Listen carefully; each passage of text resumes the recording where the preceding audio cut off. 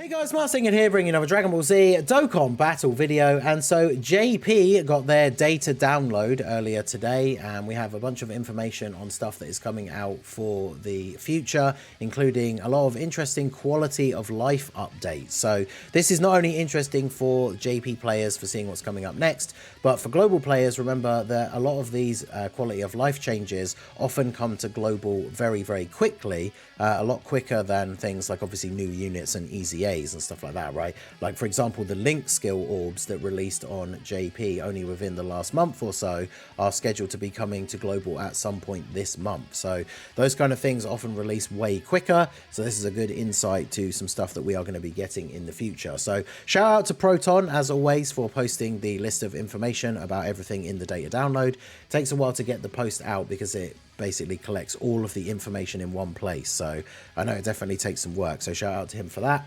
And we'll go down and see what we have. So we got the app update, which includes a bunch of the special stuff, the quality of life updates, new Super Battle Road stage for ESBR, the first of a new set of stages, Planet Namek Saga, Extreme Z Battle for the Nappa and Vegeta. Then there's a support memory enhancement, new items, Prime Battle EZA campaign, and the dot character level rewards, which is the thing that you see in your power level. So if we scroll down here, obviously we have the new Planet Namek Saga EZA. That is coming out on the 7th, which is tomorrow. So tomorrow morning, this will be releasing on JP, Namek Saga only. Then we have the Extreme Z Battle for Vegeta and Nappa. That is also releasing tomorrow morning. I'll be making a team building guide for that will go up on the channel a little bit later on. So keep an eye out for that one if you are a global player. Sorry, JP player, for global players, I should say, depending on how it changes when this comes out on global. I may do an updated version. I usually only do updated versions for global if any units have been released between now and then that would obviously make an effect on the team, right? So it is Earthbred Fighters as the bonus category, so should be a pretty straightforward one. Then obviously we have all the assets for Nappa and Vegeta in here. Now we have the support memory enhancement, and this is something that we saw in the news as a teaser on JP. I believe it was yesterday or the day before. So this is the Goku Gets Married, which obviously was the Battlefield, the Super Battle Road reward for the previous set of stages that are now getting their Extreme Super Battle Road versions.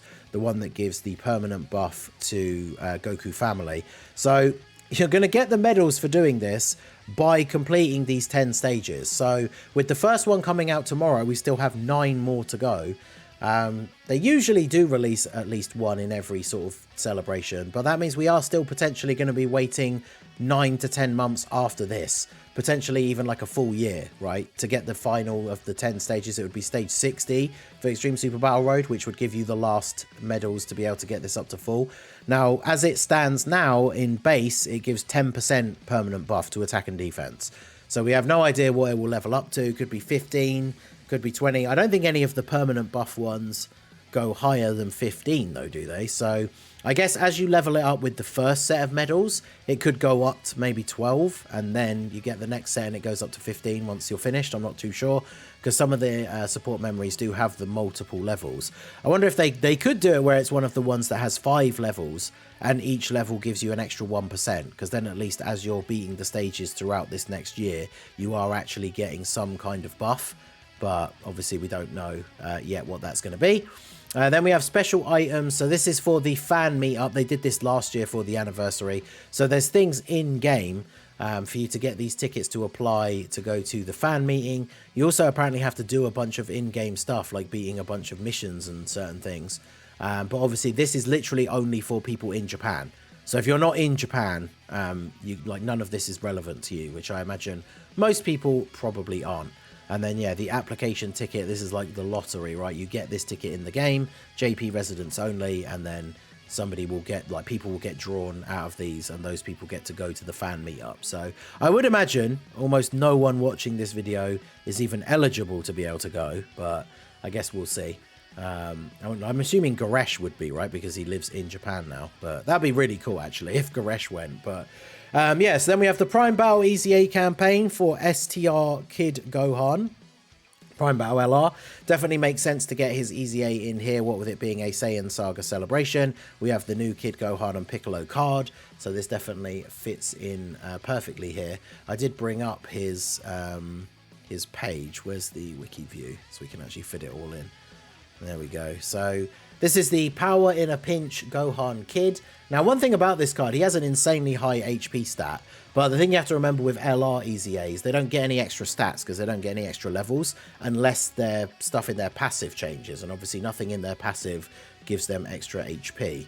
But obviously he has key to attack and defense 59% when there's an ally's name includes Goku. Or sorry, 59,000. I imagine this will change to 59% because it's 59 because of Goku.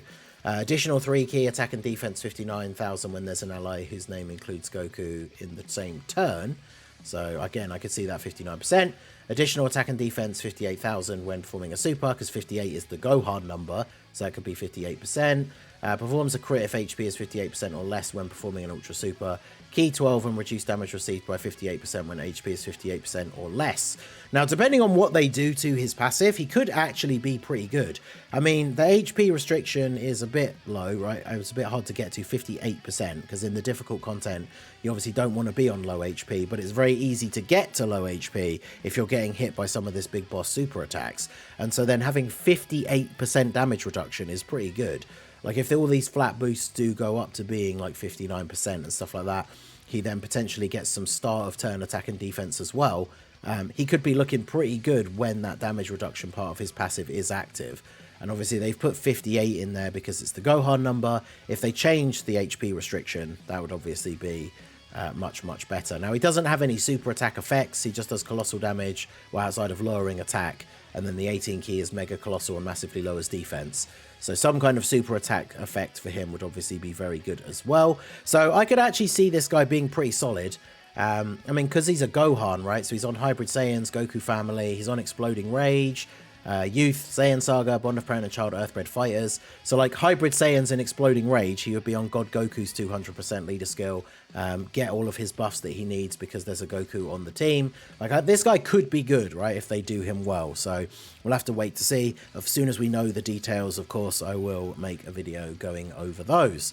So if we go back to the list here, we have the dot characters thing. So this is the thing that you get for leveling up your character. When you go to your profile and you see your power level, you obviously see the dot characters, like the 8-bit characters down at the bottom, and it shows you your current level. You get this level up just by playing events consuming stamina. So if you link level a lot, this is something that goes up quite a lot. And these are the missions here for getting extra missions to like basically celebrate this being added. So consuming a whole bunch of stamina gives you some rewards, and consuming stamina is how you level up anyway, right? So in total, I thought I was going to show that here, but someone else posted the tweet. In total, for getting the 12 levels that you can get every month, you get 73 stones. So that means just by playing the game, just by using enough stamina in 1 month to get all the way to level 12 in the profile screen, you're going to get 73 stones a month extra for free, which I think is really, really good. So we have a new Petan battle, and then add the effects pack table, cut in when counter finish skips. Not really sure what that is, but yeah, so just some quality of life updates. Easy A for Gohan. This new dot character level up thing is awesome. Free rewards just for playing the game. And then, yeah, the Easy A for Vegeta and Nappa and the new stage of Super Battle Road are the things coming out for JP. Global, like I say, we can look forward to those quality of life updates. There are some extra updates as well. Truth posted this tweet. They're adding a bunch of missions to the more difficult content. So beat Sin with a super class team of every type. Beat the 8th anniversary event stage with an extreme class team of every type. I'm assuming, yeah, it's the actual 8th one. So it'll be the one where you fight the Buu duo or the GT duo. Red Zone Fusion Zamasu with a Power Beyond Super Saiyan team. And then Trunks in Divine Wrath and Mortal Will with a Connected Hope team. This one could be pretty difficult, but obviously remember you can use items for these missions because they don't specify otherwise. But that last one definitely could be quite interesting. So let me get the other stuff up here. So this is one of the quality of life upgrades. Now in battle, when you hold the cursor over your character, you can see all of their information. That will stay up on the screen now rather than disappearing when you stop holding it down. and you'll be able to flick through and see a bunch of information about the character, their SA effect, passive, links, attack and defense, all of that stuff. You can see it in here rather than bringing up the whole team menu and then having to click on their card and going into it to see all of that info. So that is a pretty cool change. And then there's a couple of other things here with all the stuff about the medals. You can now filter between characters that can be Extreme Z, Awakened, or Awakened into LRs. So if you have any characters that need Easy A's that you haven't done yet, you can filter by that.